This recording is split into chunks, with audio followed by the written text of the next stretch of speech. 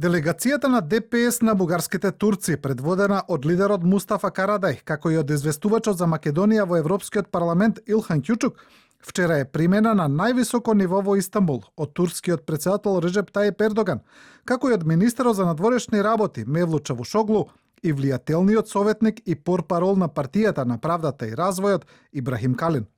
Детали од средбата не се објавени, но соопштението од кабинетот на претседателот на големото турско собрание Мустафа Шентоп после средбата со бугарските турци случајно или не ја спомнува Македонија. Шентоп рече дека тој е дете на едно балканско семејство имигранти и дека неговиот татко се доселил во Турција од Гевгелија.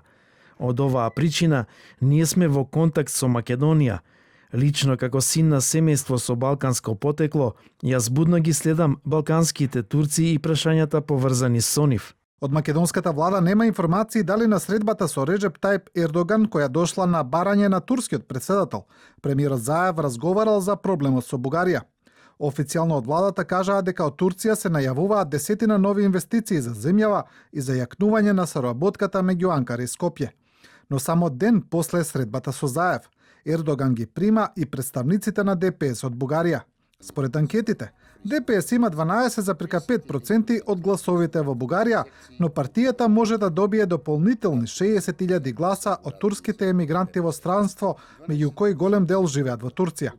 Инаку во минатото Ердоган немаше добри односи со почесниот претседател на ДПС Ахмед Доган, кој се смета за сомнителен олигарх во Бугарија. А едно од лицата кои се ставени на американската црна листа, Делијан Пеевски, бил пратеник во бугарското собрание токму од ДПС на Доган.